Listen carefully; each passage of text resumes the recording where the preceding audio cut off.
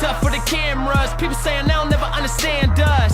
No gang, not a fan club. Expressway, no panda. You want fields to go, put the bands down. Steven Lawson here at 419 Fishing.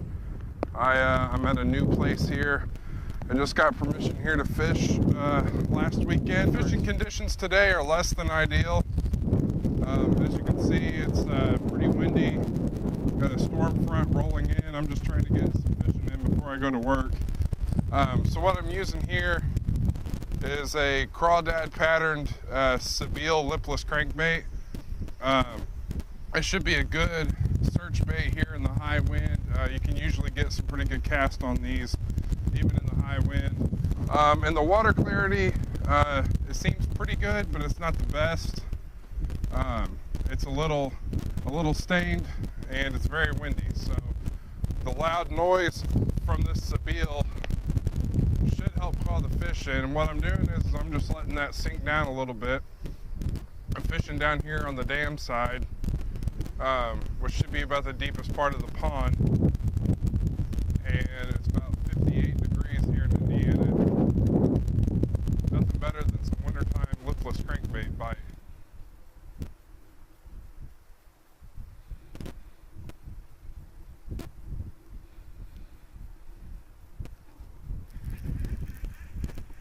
Might be a fish. Hey, we got a fish. Look at that.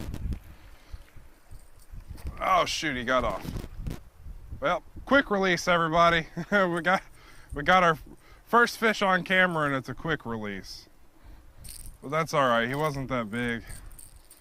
But I know about where they're at now. See, it's good if you try to remember exactly where they hit at. See, he hit about 30 feet from the bank. So it'll help. I can start casting parallel to the bank now and swim this thing in about 30 feet from it. I'm just glad to know these fish are hitting these crankbaits this early in the year. Early part of February is pretty soon for these fish to be hitting a lipless, but I didn't really have much of a choice with the water clarity and the wind. I could be throwing a spinnerbait, but to be honest, I'm really not the best with a spinnerbait just yet. So I've not used one in a really long time. I used to a lot when I was a kid, but I started throwing crankbaits, and they've been my go-to for a while now. I caught my personal best last year on a lipless crankbait at a place in Greensburg, Indiana. It was actually a public, small public lake of all things on a golf course. And it was 23.5 inches, so I have been on steady on this crankbait bite for a while now. There's a good fish. There's a good fish. He says, I want to be your personal best. He's not going to be. He's not going to be at all. Not even close, buddy. What was that, maybe 10 inches? You can tell that they're still really cold because of this color on them. They're not even green yet. They're like a silver color. Came off that Sebile lipless crankbait. Man, he hit up pretty shallow too. I would not have thought that they'd be up this shallow right now. I would have thought they would have been way out in the middle. Who knows? This pond might be a lot more shallow than I thought it was. It's going to be in the 50s again this weekend, so I'll definitely be finding some time to fish at some point. My fiance's taking us to the Monster Jam, Lucas Oil Stadium on Saturday, so that's going to be a lot of fun. But I know 2 weeks from now, I have a friend coming down from Morristown, and him and I are going to be fishing a tournament. If the water here stays productive, I'll probably be bringing him down here.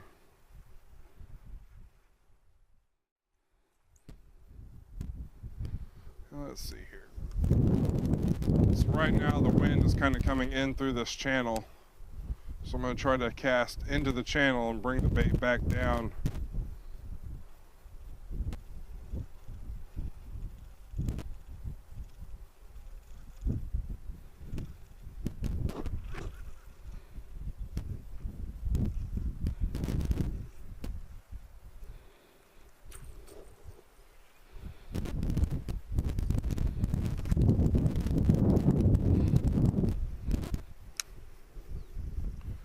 may have to switch over to my bladed swim jig if this moss and grass keeps up. It seems like the lipless crankbait's getting just a little bit too much moss and grass on it.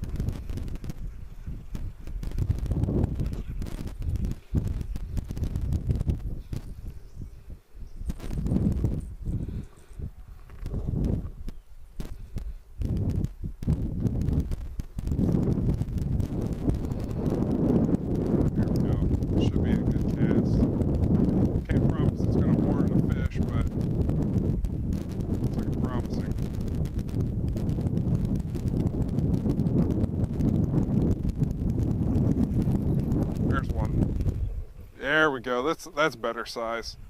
Still no monster, but that is much better size. That is much better.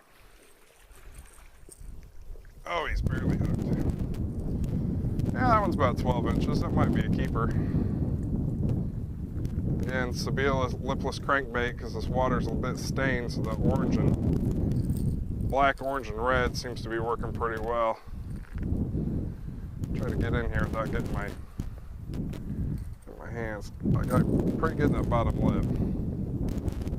So all I was doing there was casting into that channel and reeling it back in this way with the wind. Let's see, buddy. That's good to know we at least got keepers in here. It's a good sign. So now I'm just going to follow up. Well, wind caught that one. What I was trying to do was follow up into the same spot where I just caught him at. A lot of the times bass will follow in packs of, 2, 3, 4. All right, so what I have tied on now is a black and red chatterbait. I'm gonna try to imitate that lipless lure that I lost. And then I've got a green pumpkin crawdad trailer on the back. And I'm just gonna keep fishing this the way I've been fishing everything else. Trying to find the best piece of cover, letting it sink down a bit, and then just reeling it slow across the bottom.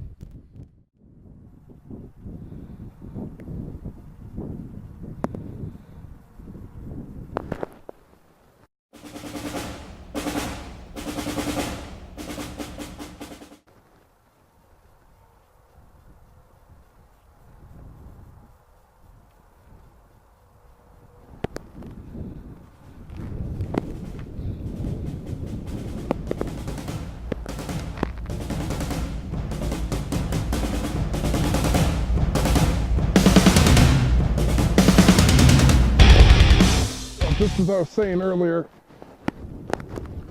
the bass will hide on the other side of these points. See that little outcrop in there? I felt him the first time I ran it by again, and I actually watched the line go out on that one. But he was hiding on the other side of this point, and as soon as that chatterbait came through, he ambushed it. Beautiful color on these bass. Beautiful. Awesome. Man, he was up pretty stinking shallow too. Put a good dip in.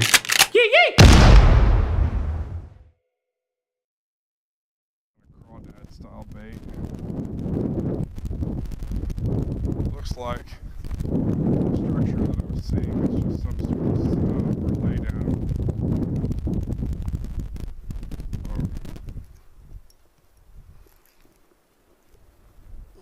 Yep, that's coming off. Bye-bye, lipless crankbait. That's too bad.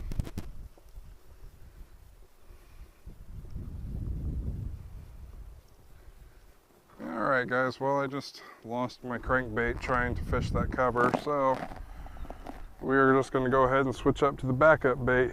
Rage blade. And on the back of it is a rage tail craw. Usually these come with skirts on them when you buy them, much like a jig would have. Did he just hit that? Oh man, I thought I had a bite there. That was wild. That felt like he hit as soon as it hit the water.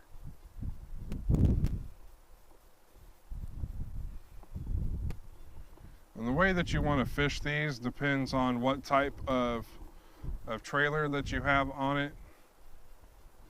If you have a crawl trailer on this, you want to jig it in the water, or you just want to reel it slow and have it drag along the bottom. If you have something like a swim bait, you can fish it, you know, something that looks like a minnow on the back, you can really just fish it whatever depth that you want to. But for me, I'm going to be trying to keep this down towards the bottom. I'm going to crawl it over the exact same spot where I just lost that crankbait. And then I'm going to lose it too.